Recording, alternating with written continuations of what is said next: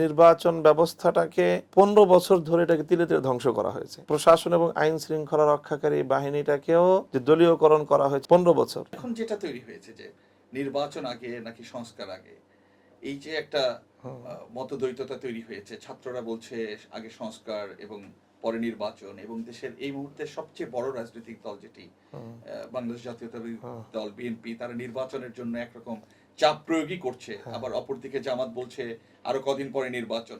এই এত সব কথার মধ্য দিয়ে আপনি কোনটা চান, বা বাংলাদেশ খেলাফত মজলিস কি চায়, যে আগে নির্বাচন নাকি আগে সংস্কার?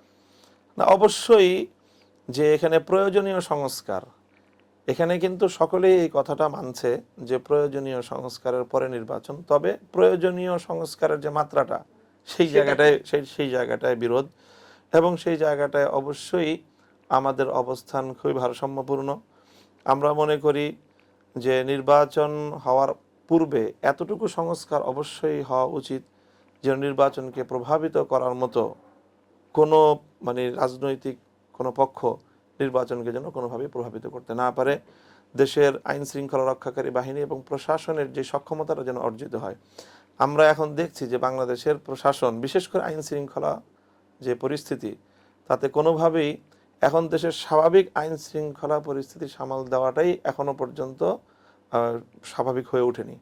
এটা তো একেবারে ওপেন সিক্রেট একটা বিষয়। সারা দেশে দেখছি আমরা আইন শৃঙ্খলা নানা জায়গায় যে অবনতি বা যে অক্ষমতা, বিগত ফ্যাসিবাদী আমলে আইন শৃঙ্খলা রক্ষাকারী বাহিনীকে যেভাবে দলীয়করণ করা হয়েছিল, সেই দলীয়করণের যেই শৃঙ্খল থেকে মুক্ত হয়ে এসে আইন শৃঙ্খলা রক্ষাকারী বাহিনীর একটা স্টেবল অবস্থা তৈরি হওয়া, প্রশাসনের একটা সক্ষমতা তৈরি হওয়া, এই সময়টুকু আমাদেরকে দিতে হবে। এখানে একটা প্রশ্ন রয়েই যায় যে যে সরকার এখনো আইন শৃঙ্খলা বাহিনীর এই জায়গাগুলো ঠিকঠাক করতে পারেনি, সেই সরকার আপনাদের চাহিদা মতো বা জনগণের ইচ্ছা অনুযায়ী সংস্কার কতখানি করতে পারবে, বা এই সংস্কার করতে আসলে কত সময়, দীর্ঘ সময় লাগিয়ে দেয়, এইটার ব্যাখ্যা আপনি কিভাবে দিতে চান?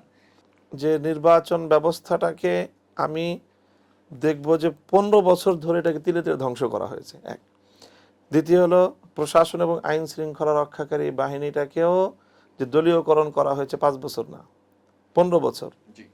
তো 15 বছরে একটা প্রশাসনের সেট আপ, একটা পুলিশ প্রশাসনও যদি আমি বলি, সেই পুলিশ প্রশাসনের একেবারে মাঝারি স্তরের অফিসার তো আমি বলবো না, পুরো প্রাথমিক স্তরের অফিসার থেকে এখন সিনিয়র পর্যায়ের অফিসার পর্যন্ত সব দলীয়করণ হয়ে গেছে।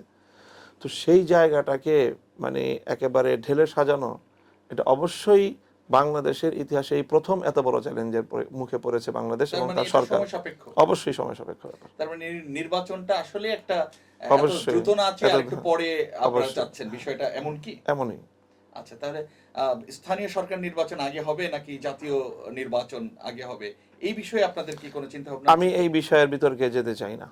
যে স্থানীয় সরকার নির্বাচনের বিতর্কে আমি মনে করি যে রাষ্ট্র এবং সরকারের এই বিষয়ে খুব বেশি জড়ানোটা উচিত হবে না। স্থানীয় সরকারের নির্বাচন করতে হলে রাজনৈতিক দলগুলোর সকলের ঐক্যমত্যের ভিত্তিতেই স্থানীয় সরকারের নির্বাচনের দিকে যাওয়া উচিত। যেই বিতর্কটা এমনিতেই থাকছে, সংস্কার না নির্বাচন, সেখানেও যদি আমি বলি যে সংস্কারটুকু হওয়া প্রয়োজনীয় সংস্কার হওয়ার জন্য যথেষ্ট সময়ের প্রয়োজন।